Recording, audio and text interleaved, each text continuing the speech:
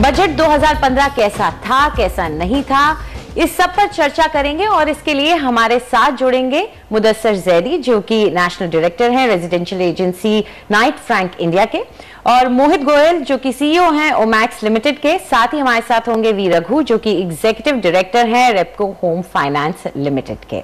लेकिन चर्चा करने से पहले बजट पर थोड़ी बात कर लेते हैं। बजट सबसे बड़ी सौगात लेकर आया भारत के इंफ्रास्ट्रक्चर सेक्टर के लिए। ऐसे कई कदम उठाए गए जिससे लगभग ठप पड़ चुके इस सेक्टर में नई जान फूकी जाए, जिससे अर्थव्यवस्था में विकास हो और लोगों को रोजगार मिले। इसके लिए सरकार ने इंफ्रास्ट्रक्चर सेक्टर में होने वाले निवेश में 70,000 करोड़ रुपए का इजाफा किया है, जिसका लगा ज्यादातर हिस्सा रेल और सड़क पर खर्च होगा। सरकार का दूसरा सबसे अहम कदम रहा कारोबार चलाने के लिए माकूल माहौल बनाने की कोशिश।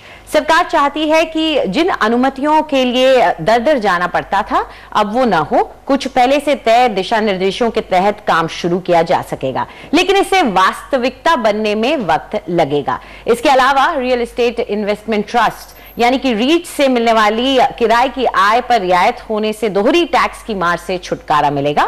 साथ ही गुड्स एंड सर्विसेज टैक्स को अगले साल से लागू किया जा सकता है, इससे भी कारोबार के लिए बेहतर माहौल बनेगा। तो ये तो बात हुई कि क्या क्या हमें बजट ने दिया, और आइए अब एक नजर डालते हैं कि आखिर इस बार के बजट में क्या नहीं मिला। इस बार के बजट में एक बार फिर सरकार ने 2022 तक हर किसी को मकान दिलाने का अपना इरादा दोहराया। सरकार का लक्ष्य है शहरों में 2 करोड़ और गांव में 4 करोड़ मकान बनाना, यानी कि 6 करोड़ मकान बनाने की मंशा है सरकार की। लेकिन इसके लिए कोई अलग से न तो पैसा दिया गया है, न ही अफोर्डेबल हाउसिंग यानी कि किफायती मकानों के लिए कुछ कदम उठाए गए हैं। लंबे समय से रियल एस्टेट इंडस्ट्री इंफ्रा के स्टेटस की मांग भी कर रही है, खास तौर पर अफोर्डेबल हाउसिंग के लिए। उधर सर्विस टैक्स 12.36% से बढ़ाकर 14% कर दिया गया है, जिसका असर जाहिर तौर पर कीमतों पर पड़ेगा, मकानों की कीमतों पर भी। घर कर्ज पर मिलने वाली रियायत में भी कोई बदलाव नहीं किया गया है। साथ ही सेक्शन 80IB को भी नजरअंदाज कर दिया गया है। कारोबार के लिए कर्ज लेना आसान बनाने के लिए किसी तरह का कदम नहीं उठाया गया है। इस साल पिछले साल के सुपरस्टार यानी कि स्मार्ट सिटीज के लिए भी कुछ नहीं किया गया है। तो कि जैसा हमने आपको अपने गेस्ट से मिलाया था उनसे चर्चा करेंगे। एक बार फिर से जान लेते कौन कौन हमारे साथ हैं। मुदस्सर जैदी हैं national director residential agency Knight Frank India, Mohit Goyal हैं सीईओ ओमैक्स लिमिटेड, और वी रघु हैं हमारे साथ चेन्नई से executive director Repco home finance limited. आप सबका शुक्रिया हमारे साथ जुड़ने के लिए। तो मोहित आपसे शुरुआत करते हैं, क्योंकि मेरे ख्याल से सबसे ज्यादा आपका कारोबार है, आप पर असर पड़ रहा है। आप खुश हुए इस बजट से, क्योंकि सब कह रहे हैं कि अब तो कॉर्पोरेट के लिए बेहतर बजट रहा है ये? देखिए, ओवरऑल इकोनॉमी के लिए मैं मान सकता हूं कि ये बजट ठीक था, लेकिन जैसे 9 महीने पहले जो बजट निकला था उस वक्त विजन की बात की गई थी। अगले 5-10 साल में सरकार क्या करने वाली है, काफ़ी विजन्स की बात की गई थी उस बजट में, और उस वक्त रिक्वायरमेंट भी थी विजन की बात करने का। लेकिन जो इस बजट था, इस बजट में हमें अपेक्षा थी कि इस बार माइक्रो चीज़ों पर बात की जाएगी, बुनियादी चीज़ों पर बात की जाएगी, एग्जैक्टली ग्राउंड रियलिटीज़ क्या हैं और ग्राउंड रियलिटीज़ इंप्रूव करने के लिए करेगी क्या सरकार। तो वो मुझे किसी भी सेक्टर में होता हुआ नहीं दिखा। तो रही बात रियल एस्टेट की, रियल एस्टेट के लिए तो मेरे ख्याल से उन्होंने कुछ भी नहीं किया, बिल्कुल ही कंप्लीटली नजरअंदाज कर दिया गया। तो मेरे लिए जो रियल एस्टेट का मतलब आज देश का है वो अफोर्डेबल हाउसिंग है। अफोर्डेबल हाउसिंग के अलावा और कुछ नहीं है, क्योंकि आज जो देश की रिक्वायरमेंट है वो अफोर्डेबल हाउसिंग ही है।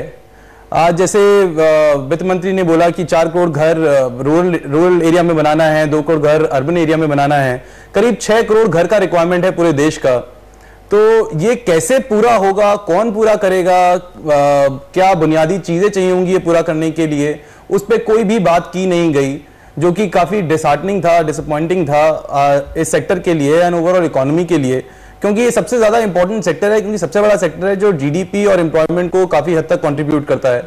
और रही बात बजट की, बजट में काफी सारी चीजें हो सकती थी जो कि की नहीं गई। मैं ये नहीं कहता कि आप सारी चीजें डेवलपर के लिए कर दीजिए, कि आप उनको टैक्स में रियायत दे दीजिए, आप उनको किसी भी तरीके का प्रकार का एक एडवांटेज दे दीजिए। मैं चाहता था कि जो भी एडवांटेज दिए जाए वो डायरेक्टली कस्टमर को दी जाए। आज कस्टमर को मोटिवेट किया जाए कि घर खरीदे वो इंसान, क्योंकि अपनी जो इंडस्ट्री है काफी बड़ी इंडस्ट्री है और इसमें काफी सारा पैसा ब्लॉक्ड है। तो जैसी ही इंडस्ट्री खुलेगी तो इससे चलती हुई 300 एसएमई इंडस्ट्रीज जुड़ी हुई हैं हमारे रियल एस्टेट सेक्टर से। तो जैसी इंडस्ट्री चलेगी तो सारी की सारी इकोनॉमी मूव करेगी। तो 6% जो जीडीपी में कंट्रीब्यूट करती है इंडस्ट्री, अगर ये 15-20% कंट्रीब्यूट करने लग जाए तो हमारा देश वापस राइट ऑन ट्रैक आ जाएगा। चलिए, आपने अफोर्डेबल हाउसिंग का मुद्दा उठा दिया है, अच्छा किया, क्योंकि इस पर मैं चर्चा जरूर करना चाहती हूँ। यहाँ मुदस्सर आपसे जानना चाहेंगे, क्या आपको लगता है कि एक मिस्ड अपॉर्चुनिटी रही ये सरकार के लिए, खास तौर पे ये सोचते हुए कि 2022 तक इनको सबको मकान देने, अब आज 2015 हो चुका है, 2022 तक ये कैसे करेंगे? अंजलि, आपने एब्सोल्युटली सही कहा। आज की डेट में अगर आप देखा जाए तो 5-6 करोड़ मकान की बात, 5-6 करोड़ मकान बनाने की बात कर रही है सरकार। अगर आप करंट स्टेटिस्टिक्स देखें तो अगर आप बड़े 6-7 शहरों की बात करें, तकरीबन 5-6 लाख मकान ही एक साथ बन रहे हैं at one point of time. तो कहाँ 5-6 लाख बड़े शहरों में और कहाँ आप 5-6 करोड़ की बात कर रही हैं, तो बहुत बड़ा गैप है। और अगर ये होता, अगर ये अचीव करना है 2022 तक, जो तकरीबन 6-7 साल ही बाकी हैं इसके इस वक्फे में, तो बहुत ही क्लियर विजन चाहिए इसके लिए। विजन के अलावा क्या एग्जैक्टली इसके लिए करना है, कौन करेगा, इसके लिए कैपिटल कहाँ से आएगा, इसके लिए लैंड कहाँ से आएगा, इस पर कोई क्लैरिटी नहीं आई है। तो मुझे तो फिलहाल तो ये ख्वाब ही नज़र आ रहा है कि ये हाउसिंग फॉर ऑल हो पाएगा 2022 तक। पहल सही है, सही दिशा में है, लेकिन इसके लिए बहुत क्लियर कट स्टेप्स चाहिए हैं अगर ये अचीव करना हो तो ये तो हम सरकार की कई चीजों में आदत देख चुके हैं कि बड़ी बात कह दी जाती है लेकिन रोड मैप उसका नहीं दिया जाता है। रघु साहब, यहाँ आपसे ये जानना चाहूंगी कि अगर हमें हर किसी को मकान देना है तो जरूरी, सिर्फ यही जरूरी नहीं है कि मकान बना के दिया जाए, मकान खरीदने की भी क्षमता बढ़ाई जा सकती है, तब भी हाउसिंग फॉर ऑल को अचीव किया जा सकता है। इस दिशा में आपको क्या लगता है कि ये बजट कहां फेल हुआ, या आप मानते हैं कि नहीं इस बजट से फायदा हुआ? इस बजट से उसके कारण को कुछ नजर ही नहीं आया। मतलब जो इंडिविजुअल को आप मोटिवेट करना चाहते हैं घर खरीदने के लिए, और उनका जो बचत है उनसे तो वो घर नहीं खरीद सकते हैं, उनको तो लोन चाहिए इंस्टीट्यूशन से मकान खरीदने के लिए। और उसके ऊपर उनका जो इनकम टैक्स का जो बेनिफिट मिलता था वो बाकी सारा इंस्ट्रूमेंट से जुड़े हुए हैं। अगर ATC का आप बेनिफिट देखें, 1.5 लाख का जो उन्होंने रिलीफ दिया था उसमें PF का कंट्रीब्यूशन भी है, स्कूल फीस भी है, और हाउसिंग लोन का जो प्रिंसिपल रीपेमेंट है। हम तो ये चाहते थे कि वो अलग से एक हाउसिंग रीपेमेंट के लिए कुछ अलग से सेक्शन बना के 1.5 लाख या 2 लाख रुपया कंसेशन दें ताकि इंडिविजुअल मकान खरीद सकते हैं। दूसरा सेक्शन 24 में इनका जो इंटरेस्ट है उसका रिलीफ मिलता है, वो 2 लाख तक बढ़ाया था पिछले बजट में। लेकिन जो इंटरेस्ट है जो इतना बढ़े हुए हैं उससे इंटरेस्ट ज्यादा है, उसके लिए भी थोड़ा रिलीफ ज्यादा होना चाहिए था, वो भी नहीं दिया। इसलिए इंडिविजुअल को इस बजट से कुछ नहीं मिला कि जो घर खरीदने के लिए मोटिवेट कर सकते हैं इंडिविजुअल को। रघु साहब, कई लोगों का कहना था कि पिछली बार ही तो दिया है, हर बार हर बजट में ये एक्सपेक्ट करना शायद लाजमी ना हो और जायज ना हो, तो क्या आप इस आर्ग्यूमेंट को सही मानते हैं? ठीक, वो हो सकता है, लेकिन अगर गवर्नमेंट का ये पॉलिसी है जब सबको घर दिलाना है 2022 तक, तो ये कैसे होगा? तो इसलिए तो हर बजट में कुछ ना कुछ तो एक्सपेक्टेशन रहता ही है। जी बिल्कुल, रियायत तो देनी ही पड़ेगी, वरना कहां से आएगा पैसा ये मकान खरीदने के लिए। मोहित, हमने अफोर्डेबल हाउसिंग की बात शुरू की, लेकिन सिर्फ अफोर्डेबल हाउसिंग ही नहीं है, कई मुद्दे दूसरे भी हैं। अगर हम बात करें कि जैसे हम इनेबलिंग की बात करें कि किस तरह से मकान खरीदने के लिए किसी को इनेबल किया जाए, यहाँ टैक्स की को कम करना आप कितना जरूरी मानते थे एक डेवलपर के नाते, क्योंकि ये आपके खरीदार हैं, आपके पास आते, क्या आप मानते हैं कि उनको मोटिवेशन मिलता? देखिए, डेफिनेटली मिलता। मैं एक्चुअली ओवरऑल इकोनॉमी की बात करूं तो पिछले 3 साल से हमारे काफी सारे सेक्टर्स काफी पेन से गुजर रहे हैं। आप manufacturing sector, telecom sector, aviation sector, power sector, काफी सेक्टर्स की बात करें, इंफ्रास्ट्रक्चर सेक्टर, ये सारे सेक्टर्स जो हैं काफी पेन से गुजर रहे हैं और इसके कारण गवर्नमेंट कोशिश कर रही है कि ये सेक्टर वापस ट्रैक पे आ जाए।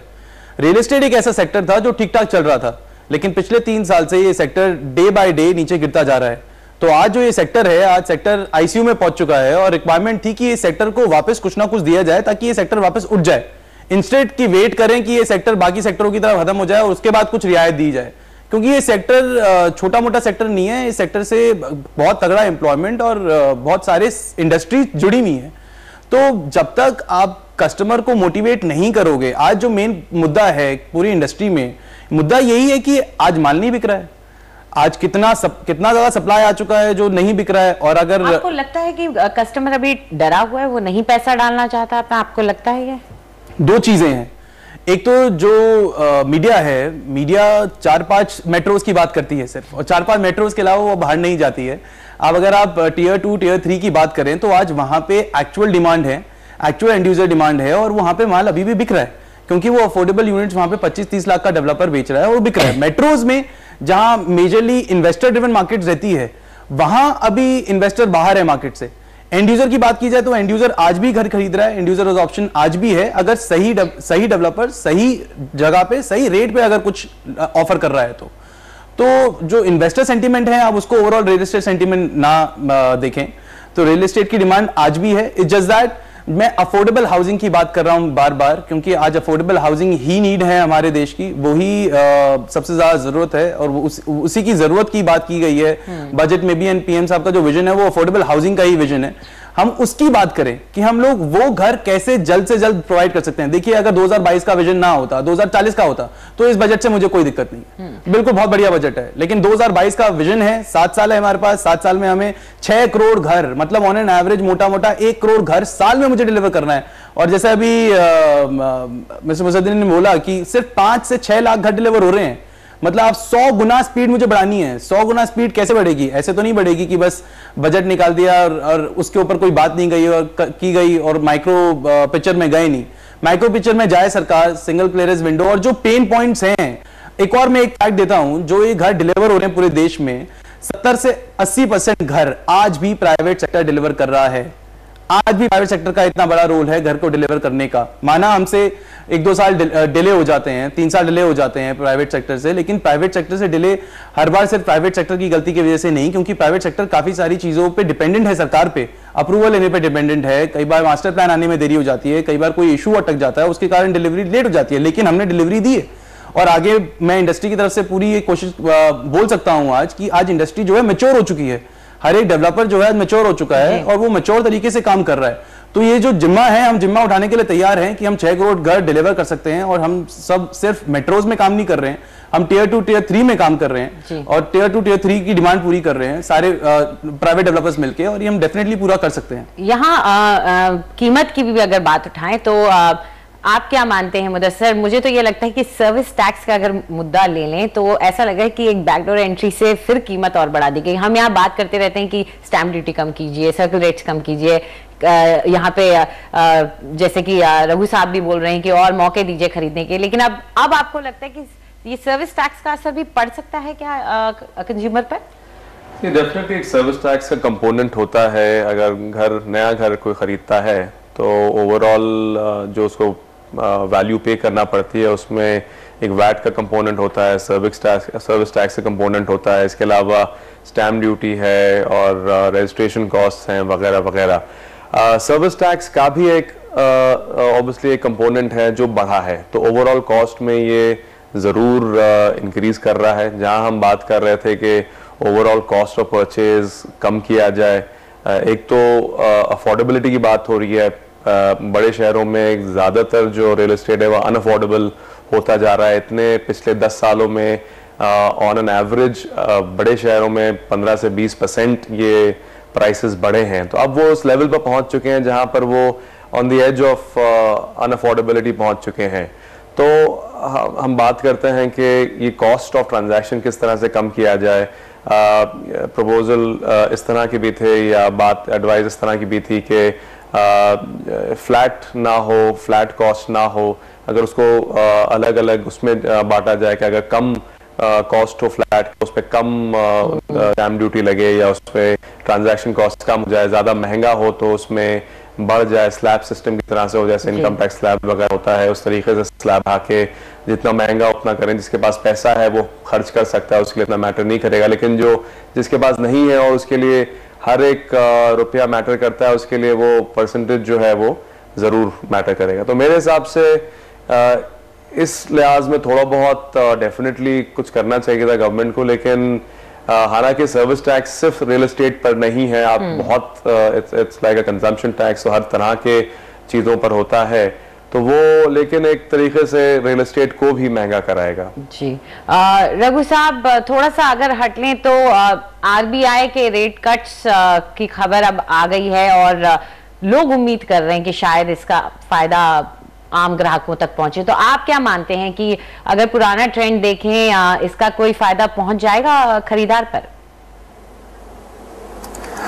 हाँ, बिल्कुल पहुंचना चाहिए। अभी जो बोरोवर्स हैं उनको तो रेट कम हो सकता है अभी, लेकिन जल्दी तो नहीं होगा, थोड़ा टाइम लगेगा इसमें। ये जो ट्रांसमिशन जो टाइम है वो तो लगेगा इसमें।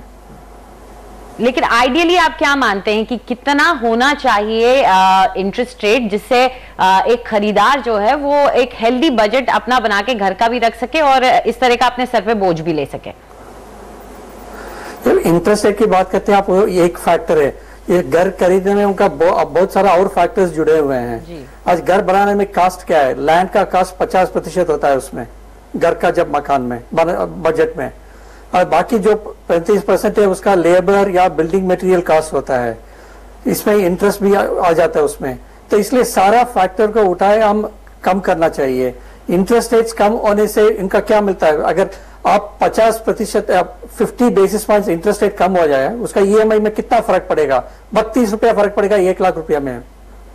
जी बिल्कुल। मोहित, चलिए अब बात करते हैं पिछले साल जिस एक शब्द ने मेरे ख्याल से सबसे ज्यादा इंक सारे अखबारों की ली और हमारी सुर्खियां भी बटोरी, वो थी स्मार्ट सिटीज। हमने न जाने कितनी डिस्कशंस कर डाली स्मार्ट सिटीज के ऊपर, लेकिन लगता है जैसे जेटली साहब स्मार्ट सिटीज को भूल ही गए। नहीं, एक्चुअली मेरे को ज्यादा शिकायत है नहीं अभी बजट में स्मार्ट सिटी की बात नहीं कही गई, इसलिए मुझे लगता है कि कहीं ना कहीं अभी सरकार तैयार नहीं थी स्मार्ट सिटी के बारे में बात करने के लिए, तो इसी कारण उसको कंप्लीटली मिस आउट किया गया, क्योंकि वो इतना छोटा सब्जेक्ट नहीं है कि उसके बारे में कुछ अनाउंसमेंट हो जाए और उसके बारे में कुछ बाद में जस्टिफिकेशन ना दी गई। तो हो सकता है, आई एम एक्सपेक्टिंग कि 1-2 महीने बाद, 1-2 महीने में ही इसके ऊपर बहुत बड़ी चर्चा होगी और गवर्नमेंट बहुत बड़ी अनाउंसमेंट करने जाएगी कि कहां कैसे स्मार्ट सिटीज वो लेके आएंगे, कैसे रोल आउट करेंगे। और एक सबसे बड़ी मेरी एक्सपेक्टेशन स्मार्ट सिटी से ये है कि जहां पे कोई भी स्मार्ट सिटी आए वहां पे सिंगल क्लियरेंस विंडो हो, एटलीस्ट वहां पे, क्योंकि वो सेंटर से गवर्नड है, तो वहां वो कर सकते हैं। जैसे दिल्ली में अभी 3 स्मार्ट सिटीज इन्होंने अनाउंस करी है, तो वहां पे डेफिनेट, क्योंकि Delhi real estate is completely reporting to central directly, तो वहां हम सिंगल क्लियरेंस विंडो कर सकते हैं और काफी सारा जो SEZ के नॉर्म्स हैं वहां अप्लाई कर सकते हैं। तो कैसे चीजें आसान की जाएं, मतलब हर एक लेवल पे चीजें आसान की जाएं, हर एक लेवल पे चीजें सिस्टमैटिक की जाएं।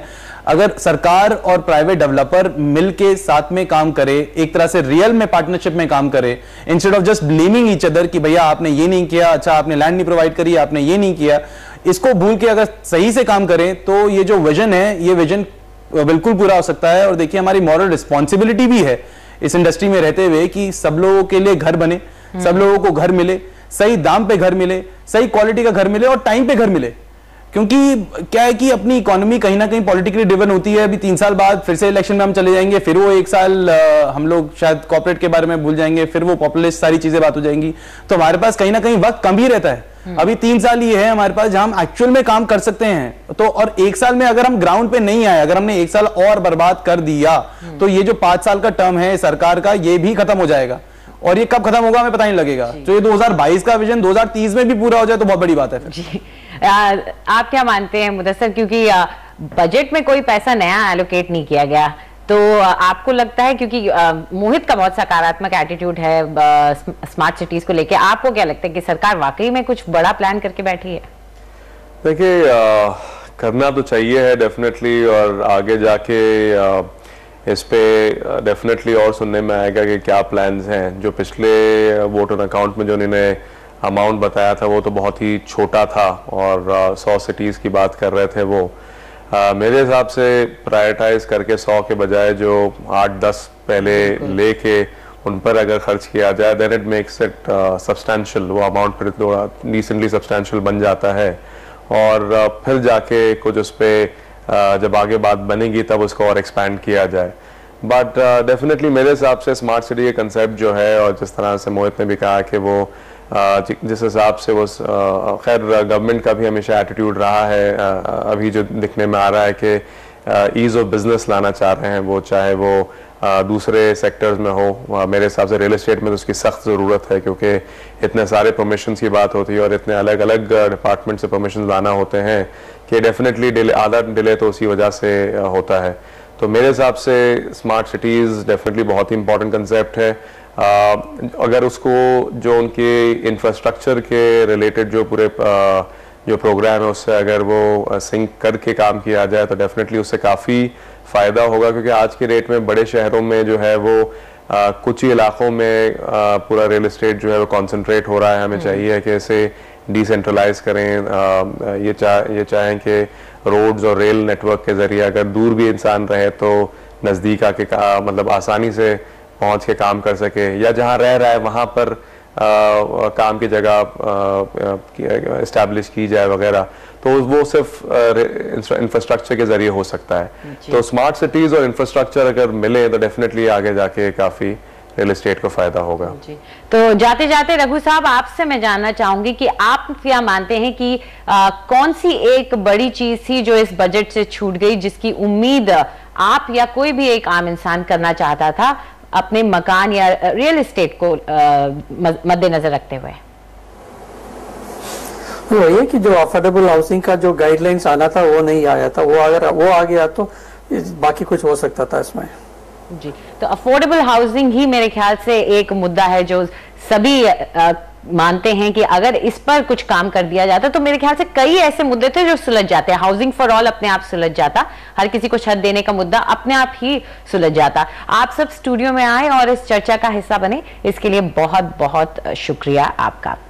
फिलहाल वक्त है एक ब्रेक का। ब्रेक के बाद जानेंगे भुवनेश्वर के प्रोजेक्ट्स के बारे में, जानेंगे क्रिसिल की रेटिंग क्या है उनके बारे में और कौन से प्रोजेक्ट्स हैं भरोसेमंद।